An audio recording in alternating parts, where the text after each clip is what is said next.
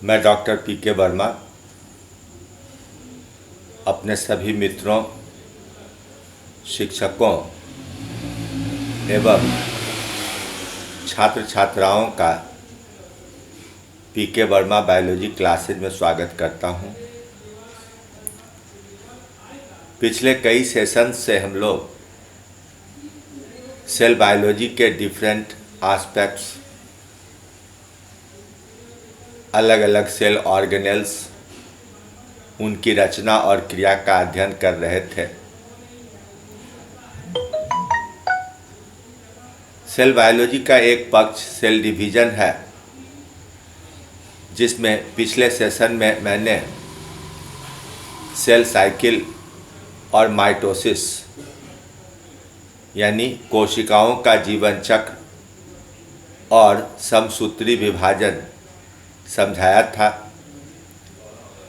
अब इस सेशन में हम लोग मायोसिस नाम की एक विधि का अध्ययन करेंगे, जिसे हिंदी में अक्सर अर्धसूत्री विभाजन कहा जाता है, जो संभवतः रिडक्शन डिवीजन का ट्रांसलेशन है।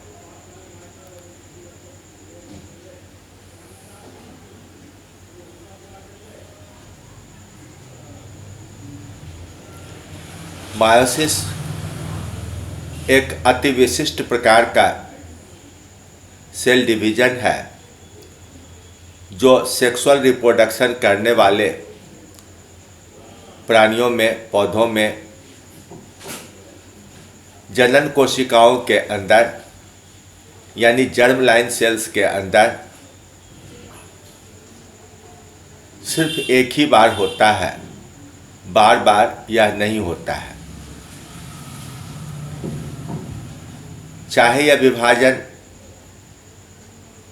गैमीट बनने के पहले हो या जायगोट बनने के बाद हो, लेकिन जहाँ कहीं भी निषेचन क्रिया होती है, फर्टिलाइजेशन होता है, वहाँ फर्टिलाइजेशन के पूरक कॉम्प्लीमेंट्री के रूप में मायोसिस नाम का डिवीजन भी होता है, जो देखने में फर्टिलाइजेशन का उल्टा प्रतीत होता है, अपोजिट टू फर्टिलाइजेशन।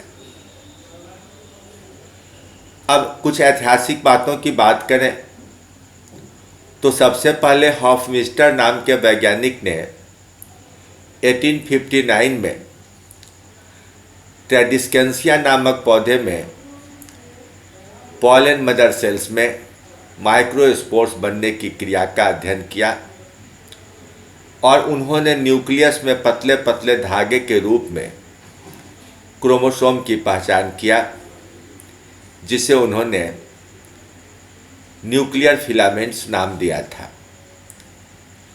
बाद में बेनेडेन इन धागों को गिन पाए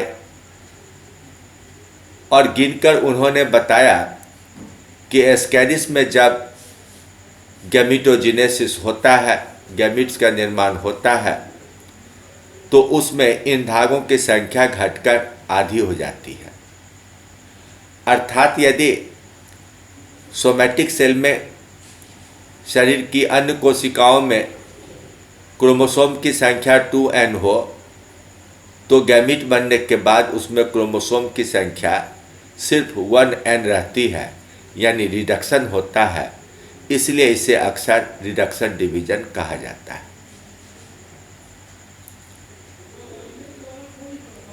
अभी जो हम टर्म मायोसिस यूज करते हैं, उस टर्म को देने वाले वैज्ञानिक फार्मर 1905 है।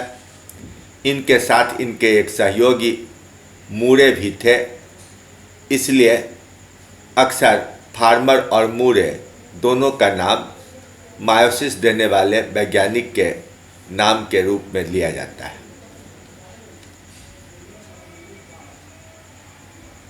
अब यह संख्या घटने वाली जो बात है कि 2n से 1n हो जाती है, इसका मूल कारण क्या है?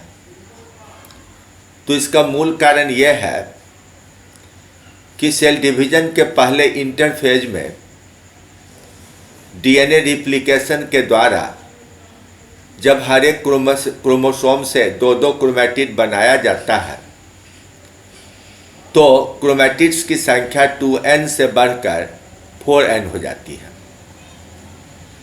माइटोसिस के समय में सिर्फ 2 सेल बनते हैं, इसलिए 4n घटकर 2n + 2n हो जाता है, यानी संख्या में परिवर्तन नहीं हुआ, पहले 2 गुना करके आधा कर दिया गया। लेकिन जब मायोसिस नाम का विभाजन होता है तो एक इंटरफेज के बाद 2 लगातार सेल डिवीजन होता है, 1 से 2 और फिर 2 से 4 सेल बनते हैं।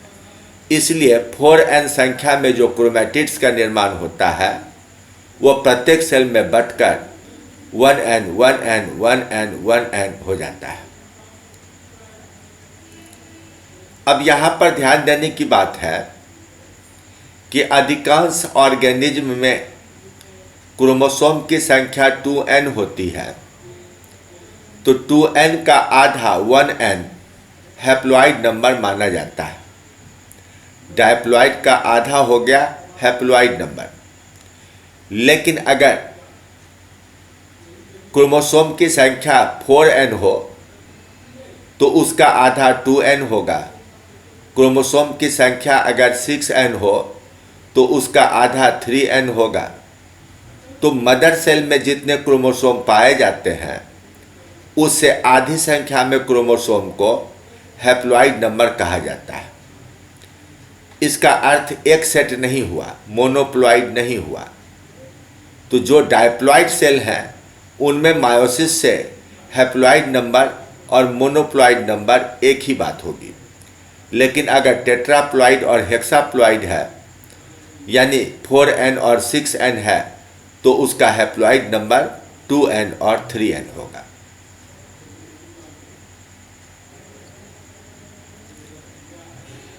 अब सामान्यतः जो डायप्लॉइड सेल होते हैं उनमें एक बार मायोसिस हो जाने के बाद हैप्लॉइड नंबर मोनोप्लॉइड हो जाता है, 1n हो जाता है। इसलिए उसमें मायोसिस नहीं हो सकता है, क्योंकि पुनः 1n का आधा हाफ n हो ही नहीं सकता है। आधे क्रोमोसोम का कोई अर्थ ही नहीं होता है। तो यही कारण है कि मायोसिस एक सेल लाइन पर सिर्फ एक ही बार होता है, और उस सेल लाइन पर जब फर्टिलाइजेशन हो जाएगा तो फिर अगली पीढ़ी में पुनः मायोसिस हो सकता है, उस पीढ़ी में मायोसिस नहीं हो सकता है।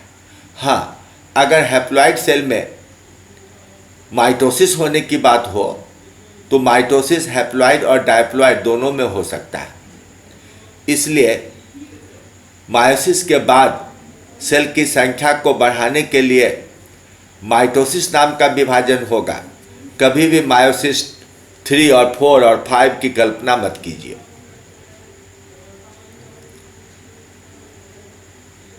अब माइटोसिस के सेल साइकिल और मायोसिस के सेल साइकिल में थोड़ा सा अंतर है। दोनों के इंटरफेज में थोड़ा सा अंतर है। दोनों का इंटरफेज एक समान ही होता है, लेकिन G2 फेज में माइटोसिस के समय क्रोमोसोम ज़्यादा कंडेंस हो जाता है और न्यूक्लियस का आकार थोड़ा छोटा होता है।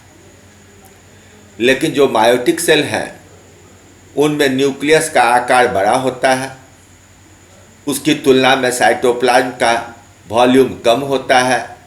इसलिए n/c रेशियो माइटोसिस वाले सेल से ज़्यादा हुआ करता है, और क्रोमोसोम का कंडेंसेशन भी पुअर होता है, कम होता है।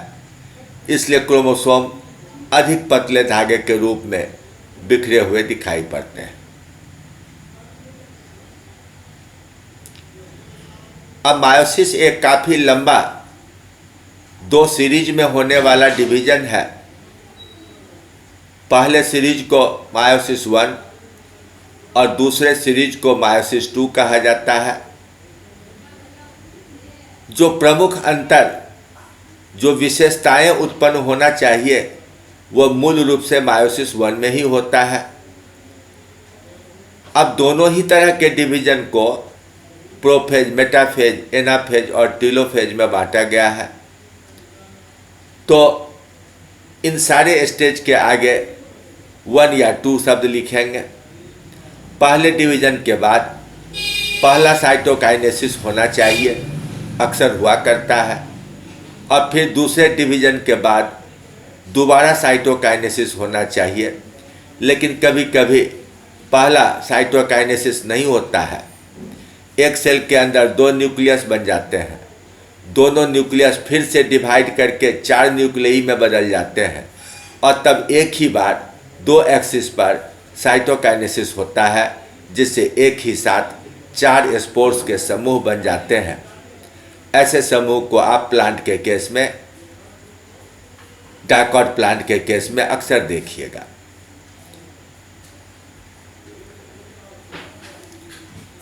अब हम लोग मायोसिस वन की बात करें, इसे हेटेरोटाइपिक डिवीजन भी कहा जाता है, यानी ऐसा विभाजन जिसमें डाउटर सेल्स 2 प्रकार के बने।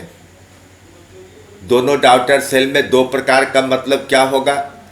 तो क्रोमोसोम की संख्या तो एक समान ही होगी, लेकिन उनका जेनेटिक कैरेक्टर अलग अलग होगा।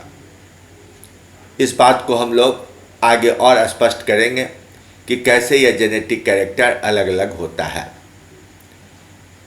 अब मायोसिस वन को प्रोफेज 1, मेटाफेज 1, एनाफेज 1 और टीलोफेज 1 में बांटा गया। और प्रोफेज 1 जो एक काफ़ी लंबा स्टेज है, उसको फिर से कई भागों में बांटा गया, जिसका नाम होगा लेप्टोटीन, जाइगोटीन, पैकिटीन, डिप्लोटीन और डाइकाइनेसिस। जब प्रोफेज 1 प्रारंभ होता है तो जैसा मैंने पहले कहा कि न्यूक्लियर वॉल्यूम काफ़ी अधिक होता है, क्योंकि न्यूक्लियस के अंदर ही सारी घटनाएं घटेगी। वह जो 5 स्टेज की बात हमने कहा, वह सब न्यूक्लियस के अंदर ही होगा, यानी न्यूक्लियर मेम्ब्रेन इंटैक्ट रहेगा और क्रोमोसोम के व्यवहार में अलग अलग परिवर्तन होगा। इन परिवर्तनों को हमने लेप्टोटीन या लेप्टोनीमा, जाइगोटीन या जाइगोनीमा, पैकिटीन या पैकिनीमा, डिप्लोटीन या डिप्लोनीमा और डाइकाइनेसिस नाम दिया गया। अब इस टेबल में आप देख सकते हैं पूरे मायोसिस के हर एक स्टेप को दर्शाया गया है।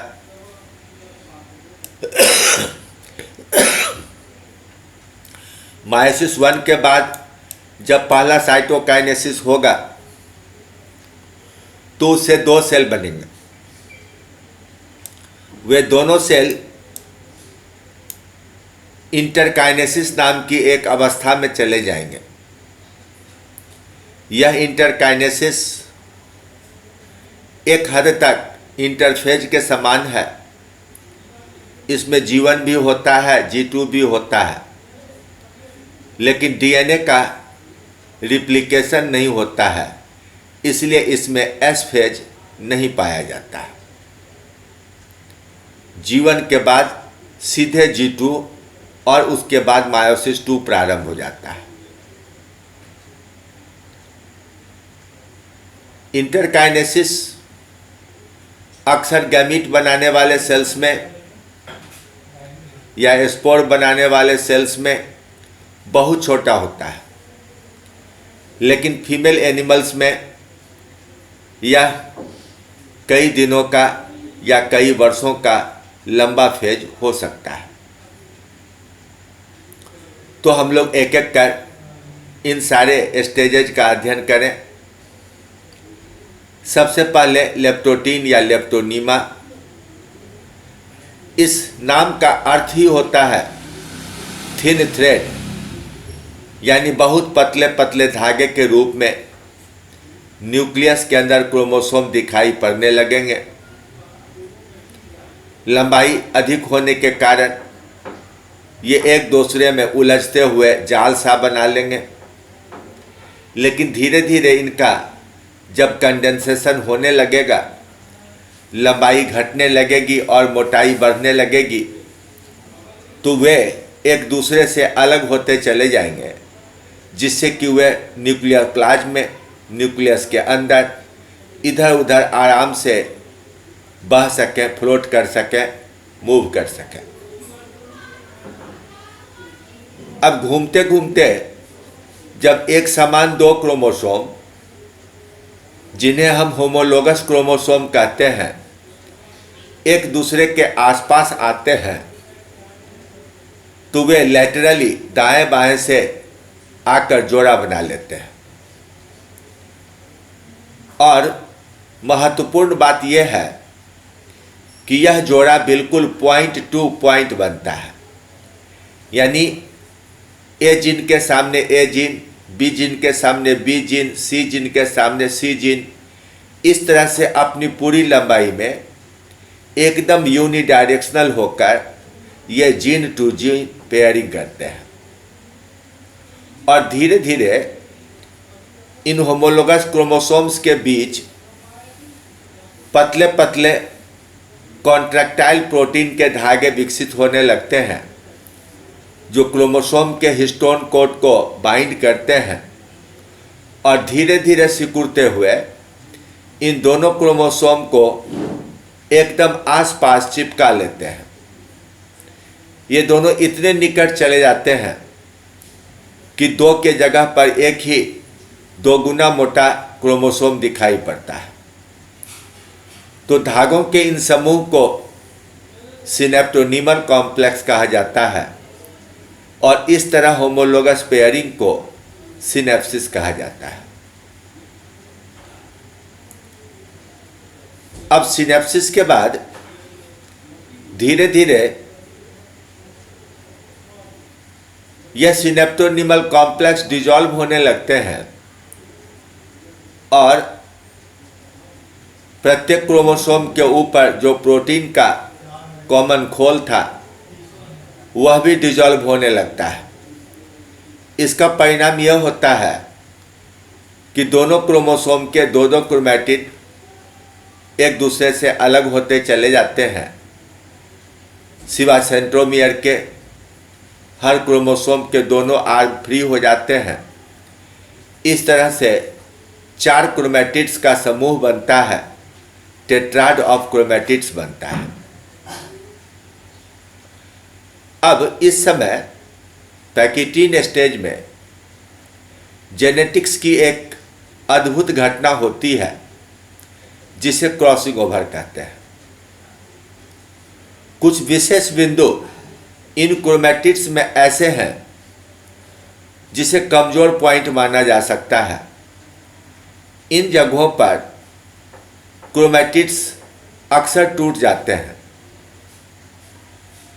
अब अगर होमोलोगस क्रोमोसोम में एक क्रोमोसोम का एक क्रोमैटिड और दूसरे क्रोमोसोम का भी एक क्रोमैटिड आइडेंटिकल पॉइंट पर टूटता है, तो 50% चांस है कि एक क्रोमैटिड का टुकड़ा टूटकर दूसरे के साथ और दूसरे का टुकड़ा टूटकर पहले के साथ, यानी अदला बदली कर कर आपस में जुड़ जाए। तो जहाँ पर ये अदला बदली करके आपस में जुड़ते हैं, उन जगहों पर एक्स आकार का क्रॉस बनता हुआ एक आकार की रचना बनती है, जिसको काएज्मा कहा जाता है। जैसे ही काएज्मा बनता है, क्रॉसिंग ओवर की घटना पूरी हो गई, यानी कि पैकिटीन का स्टेज खत्म हो गया।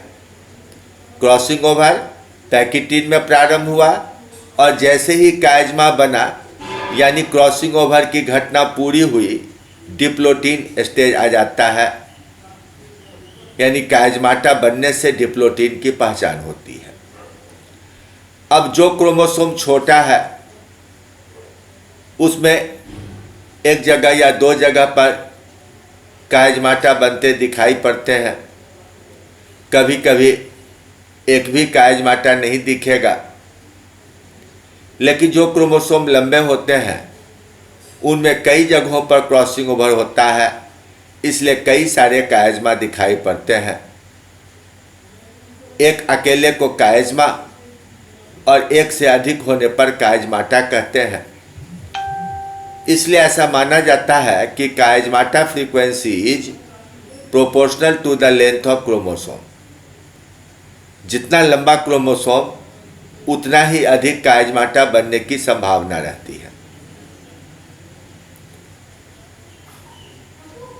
आमतौर से यह घटना सेक्सुअल रिप्रोडक्शन करने वाले सभी सजीव में होती है, लेकिन अपवाद के रूप में कभी कभी किसी एक स्पेसीज में यह नहीं भी हो सकता है। ऐसा माना जाता है कि ड्रोसोफिला के मेल में क्रॉसिंग ओवर नहीं होता है, लेकिन क्रॉसिंग ओवर ही डिप्लोटिन की पहचान है। कायज़मा का बनना ही डिप्लोटिन की पहचान है, यह भी ध्यान देने की जरूरत है। अब डिप्लोटिन स्टेज में क्रोमोसोम एक दूसरे से दूर हटने लगते हैं। ये एक क्रोमोसोम के दो क्रोमेटिड, ये दूसरे क्रोमोसोम के दो क्रोमेटिड है। एक जगह पर ये कट कर अदला बदली कर लिए, और जब ये दूर होने लगते हैं तो ये कायज़माटा बनता है। तो जैसे ही कायज़मा बना, हम कहें कि पैकिटिन से ये चला आया डिप्लोटिन में। अब ये जैसे जैसे दूर खिसकते जाएंगे, यह कायज़मा स्लिप करके अपने अपनी ओर के निकटवर्ती छोर की ओर ससरता चला जाएगा, जिसे टर्मिनलाइजेशन ऑफ कायज़माटा कहा जाता है। और अंत में ये एकदम एक दूसरे से पूरी तरह अलग हो जाएंगे। तो इस अंतिम अवस्था को डायकाइनेसिस कहा जाएगा।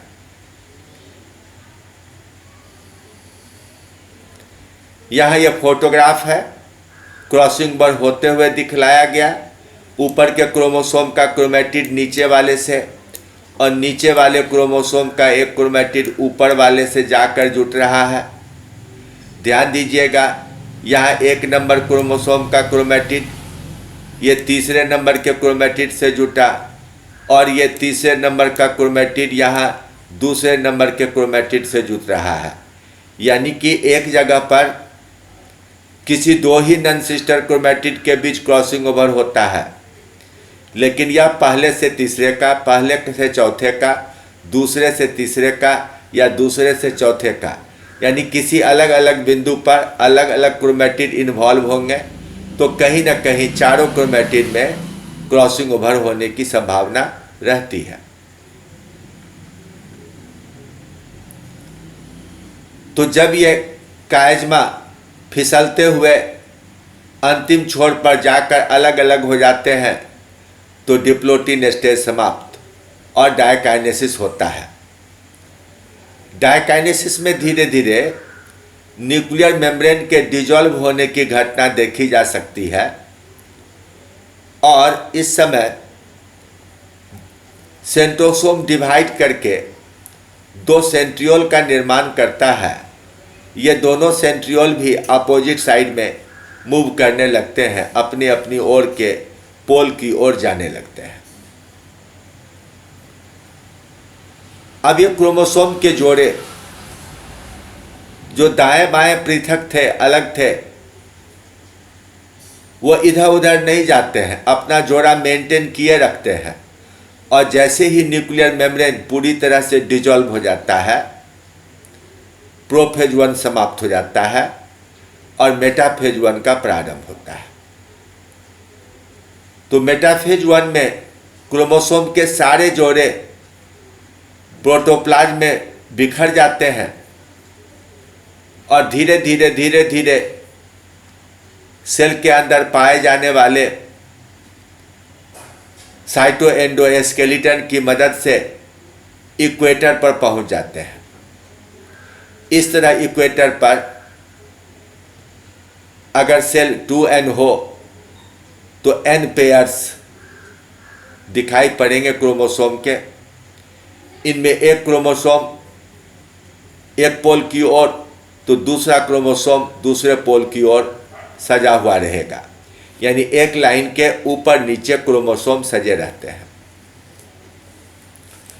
अब दोनों पोल की ओर से स्पिंडल फाइबर्स का निर्माण होने लगता है, जो इक्वेटर पर आकर कुछ धागे पोल टू पोल चले जाते हैं, लेकिन इनमें से कुछ धागे अपनी अपनी ओर के क्रोमोसोम के सेंट्रोमियर से आकर जुड़ जाते हैं। ध्यान रखिएगा, अपनी अपनी ओर के क्रोमोसोम के सेंट्रोमियर से, दूसरी ओर के सेंट्रोमियर से नहीं जुटेगा। या ऐसे कहिए कि एक क्रोमोसोम का सेंट्रोमियर सिर्फ एक पोल से जुटेगा और उसके होमोलोगस क्रोमोसोम का सेंट्रोमियर दूसरे पोल से जुटेगा। किसी भी एक क्रोमोसोम पर दोनों ओर से स्पिंडल फाइबर आकर दो पोल की ओर अपोजिट डायरेक्शन में खिंचाव उत्पन्न नहीं करते हैं। इसलिए जैसे ही स्पिंडल फाइबर सेंट्रोमियर से जुड़ते हैं, इसका मोलेकुलर मोटर काम करने लगता है, स्पिंडल फाइबर सिकुड़ने लगता है और यह क्रोमोसोम अपनी अपनी ओर के पोल की ओर मूव करने लगते हैं। तो जैसे ही ये इक्वेटर से दूर जाते हैं, वैसे ही हम कहते हैं कि एनाफेज 1 प्रारंभ हो गया। तो एनाफेज 1 में हर क्रोमोसोम अपने दोनों क्रोमैटिड के साथ एक पोल की ओर और उसके होमोलोगस क्रोमोसोम अपने दोनों क्रोमैटिड के साथ दूसरे पोल की ओर मूव करेंगे। अब मान लिया कि किसी जीन का हेटेरोजाइगस कंडीशन है, एक डोमिनेंट एलेल और एक रिसेसिव एलेल है। तो एक पोल की ओर डोमिनेंट एलेल जाएगा तो दूसरे पोल की ओर रिसेसिव एलेल जाएगा। दोनों एलेल किसी एक पोल में कभी नहीं जाएगा। इसलिए हम कहते हैं कि जेनेटिक्स की दृष्टि से, जीनोटाइप की दृष्टि से, एलेल्स की दृष्टि से, जहाँ की बॉडी के अंदर एक जीन के दो एलेल होते हैं, वहाँ मायोसिस 1 के बाद एक न्यूक्लियस में एक ही एलेल रहेगा, दूसरा एलेल दूसरे न्यूक्लियस की ओर जाएगा। तो जब ये क्रोमोसोम के समूह अपने अपने पोल के पास पहुंच जाएंगे, तो फिर नया न्यूक्लियर मेम्ब्रेन बन जाना चाहिए, बन जाता है अक्सर, और पहला साइटोकाइनेसिस होता है। अगर न्यूक्लियर मेम्ब्रेन नहीं बनता है तब भी साइटोकाइनेसिस हो सकता है, लेकिन कभी कभी साइटोकाइनेसिस नहीं होता है, तो दोनों पोल पर बिना न्यूक्लियर मेम्ब्रेन के क्रोमोसोम के बंच पड़े रह जाते हैं और तुरंत ही ये मायोसिस 2 में प्रवेश कर जाते हैं। अब इस फिगर में देखिए, यहाँ प्रोफेज 1 दिखलाया गया है, जिसमें क्रोमोसोम्स के बीच काइज़मा बने हुए दिख रहे हैं, यानी ये डिप्लोटीन स्टेज में है। ये मेटाफेज 1 है, जिसमें कि इक्वेटर पर सारे क्रोमोसोम के जोड़े आ गए हैं, दोनों ओर से स्पिंडल फाइबर बना है। ये एनाफेज 1 है, जिसमें हर जोड़े का एक क्रोमोसोम एक पोल की ओर और दूसरा क्रोमोसोम दूसरे पोल की ओर जा रहा है। टीलोफेज 1 में न्यूक्लियर मेम्ब्रेन का फॉर्मेशन दिखलाया जा रहा है, लेकिन इसी स्टेज में आप देख रहे हैं कि बीच की रेखा पर जो पहले इक्वेटर का काम कर रहा था, कंस्ट्रिक्शन प्रारंभ हो गया, यानी साइटोकाइनेसिस की घटना प्रारंभ हो गई। पहला साइटोकाइनेसिस जैसे नॉर्मल माइटोसिस के समय होता है, वैसे ही एनिमल में कंस्ट्रिक्शन के द्वारा और प्लांट सेल में सेल प्लेट फॉर्मेशन के द्वारा होगा और इससे 2 डॉटर सेल्स बनेंगे। इन दोनों डॉटर सेल में यदि यह माना जाए कि हर एक क्रोमोसोम 2 क्रोमैटिड का बना हुआ है, तब तो हम रिडक्शन डिवीजन कह सकते हैं। लेकिन सच ये है कि यह क्रोमैटिड आधा क्रोमोसोम, हाफ क्रोमोसोम नहीं है। ये दोनों एक दूसरे के समरूप आइडेंटिकल डॉटर क्रोमोसोम है। इसलिए 2n क्रोमेटिड का मतलब हुआ कि यह अभी डायप्लॉइड है, यह मोनोप्लॉइड या हैप्लॉइड नहीं हुआ है, इसलिए मायोसिस 2 आवश्यक है। अगर मायोसिस 2 नहीं होगा तो यह सेल हैप्लॉइड नहीं माना जाएगा, यह हर हाल में डायप्लॉइड माना जाएगा। तो यह पूरा नाम रिडक्शन डिवीजन आपको भ्रम में रख देता है। इससे आज के दृष्टिकोण से सही नहीं माना जा सकता है।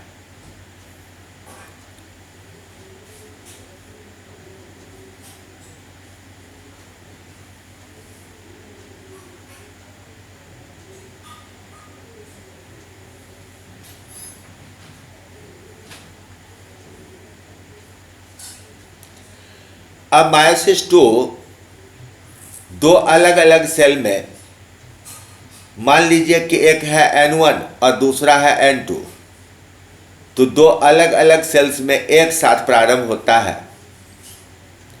तो N1 से दो सेल्स N1 प्रकार के बनेंगे और N2 से दो सेल्स N2 प्रकार के बनेंगे।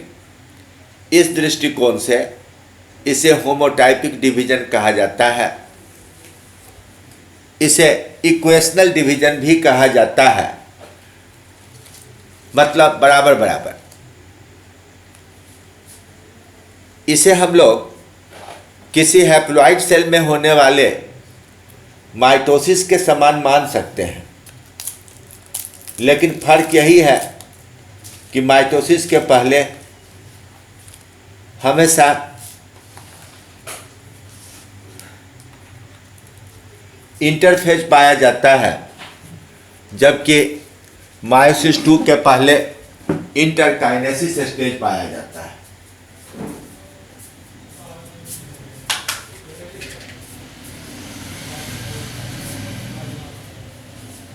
तो मायोसिस 2 इंटरकाइनेसिस के बाद प्रारंभ होता है, अर्थात बिना डीएनए का निर्माण किए दोबारा सेल का डिवीजन शुरू हो जाता है।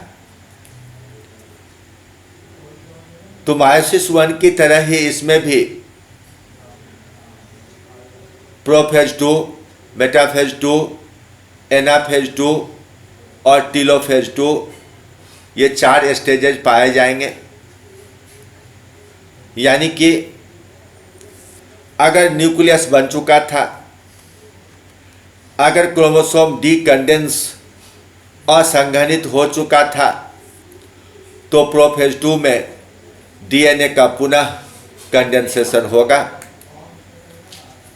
और ये धीरे धीरे विजिबल हो जाएंगे, दिखाई पड़ने लगेंगे। हर क्रोमोसोम इस समय 2 क्रोमेटिड का बना हुआ पाया जाएगा। अब दोनों पोल पर जो सेंट्रोसोम है वह फिर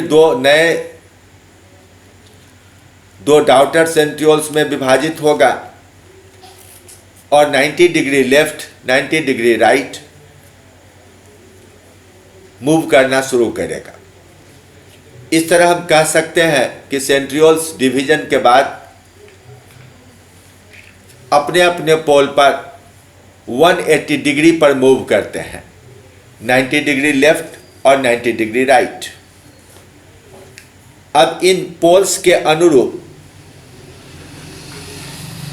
क्रोमोसोम भी 90 डिग्री पर रोटेट करते हैं।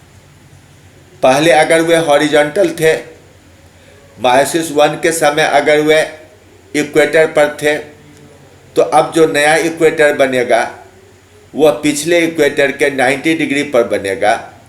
इसलिए क्रोमोसोम राइट एंगल पर मूव करेंगे। दोनों सेंट्रियोल के बीच में आ जाएंगे।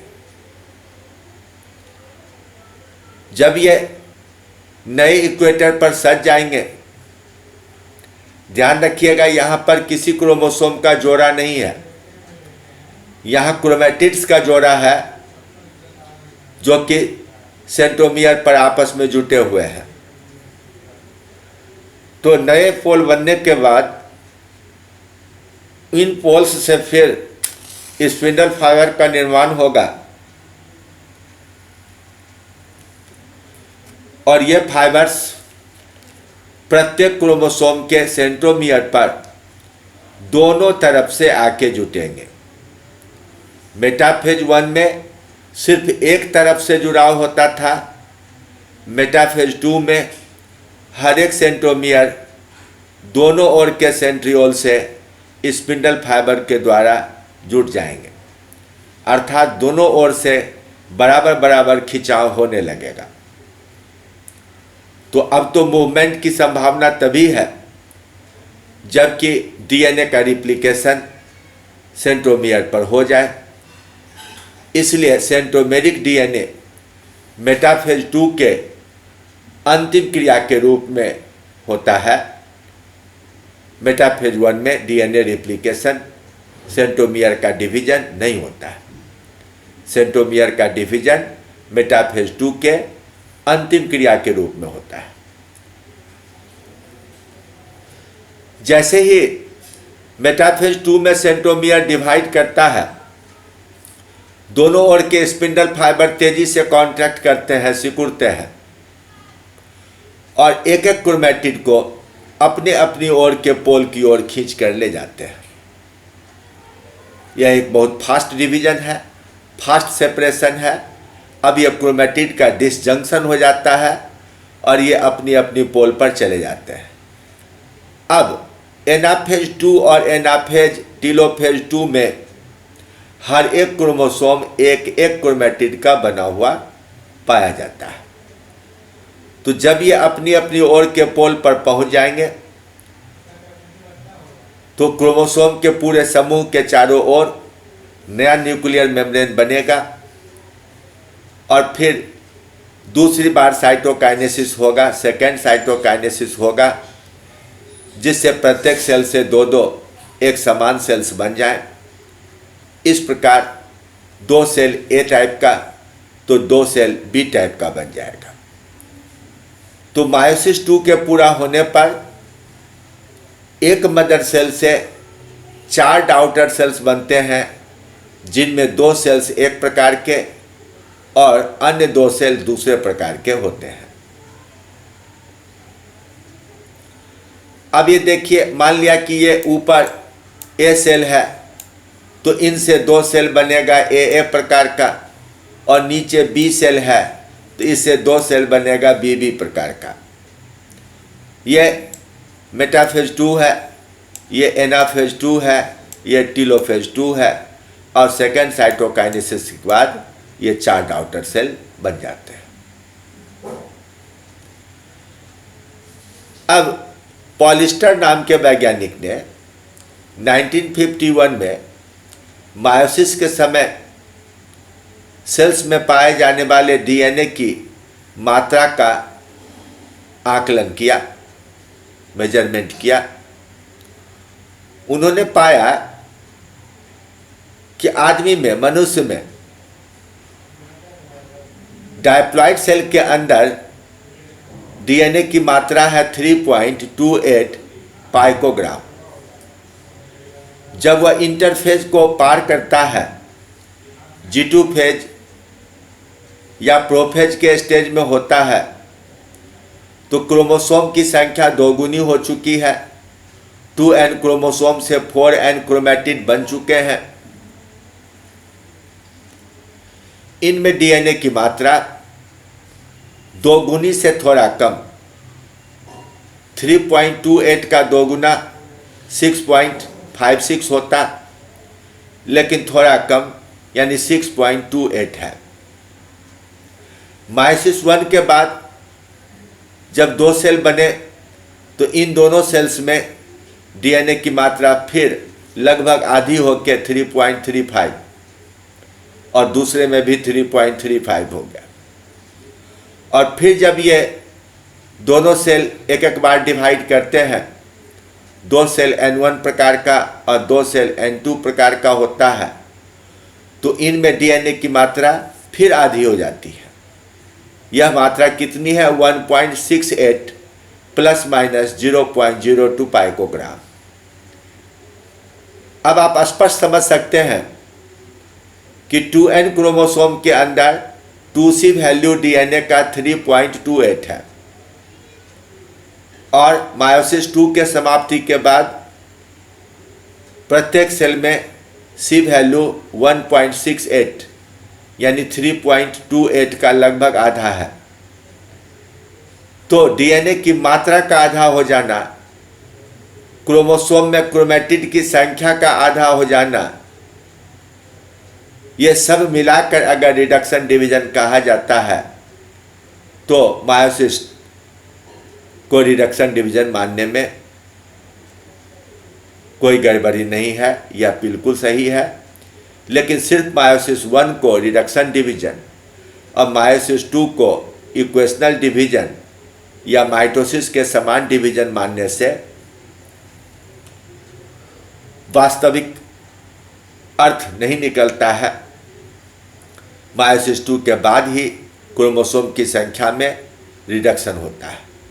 मायोसिस 1 में क्वालिटी का रिडक्शन, अलेल का रिडक्शन होता है और मायोसिस 2 में क्रोमोसोम की संख्या का रिडक्शन होता है।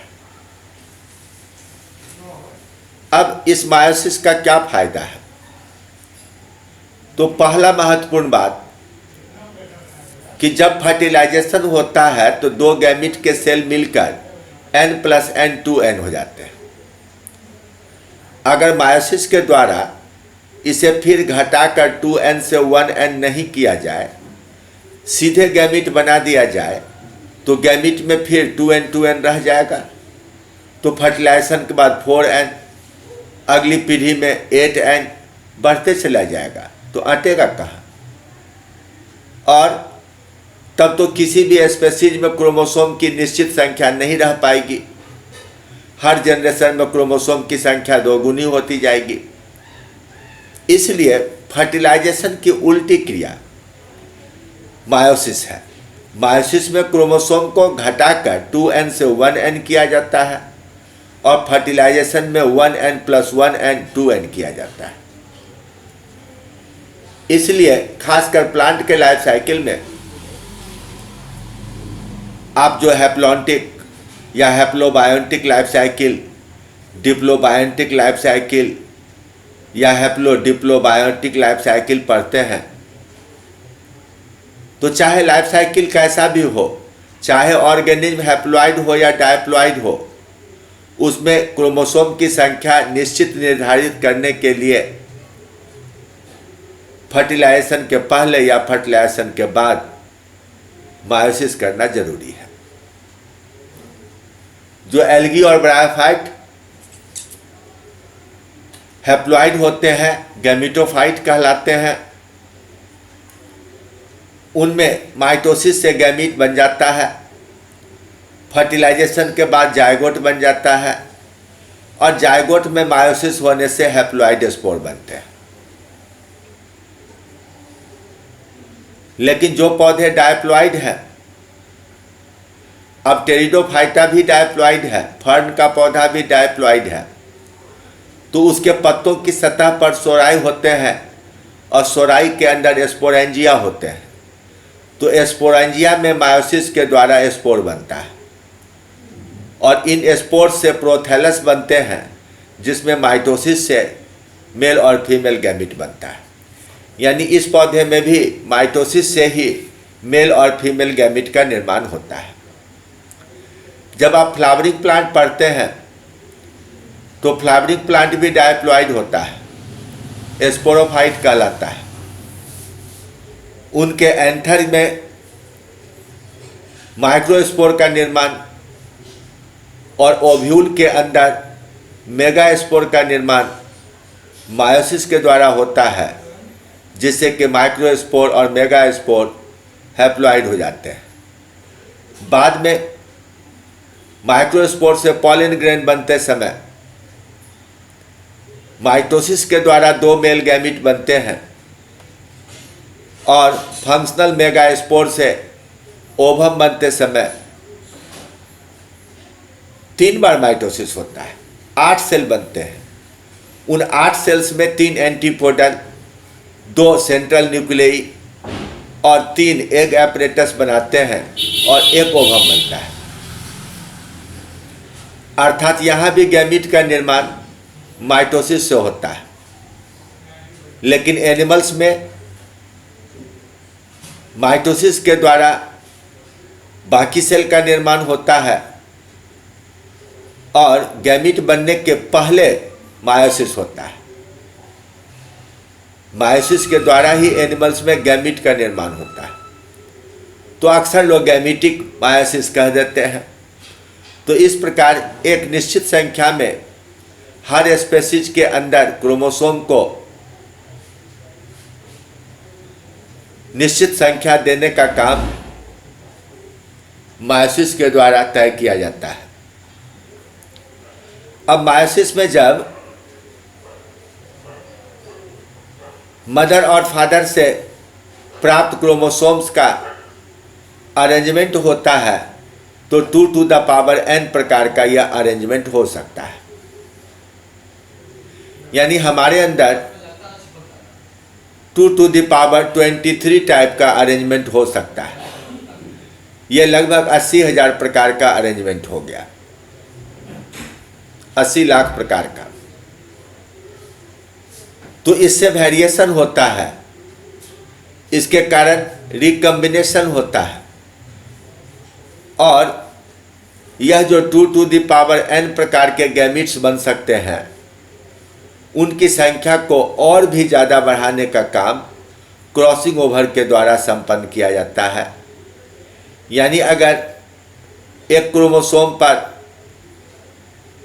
2 लिंक्ड जीन हैं, ये दोनों एलेल मायोसिस 1 या मायोसिस 2 में अलग अलग नहीं होते हैं, लेकिन अगर इन दोनों एलेल के बीच क्रॉसिंग ओवर हो जाता है तो इससे ए और बी का नया एलेलिक कॉम्बिनेशन तैयार होता है, यानी वेरिएशन की संभावना और बढ़ जाती है।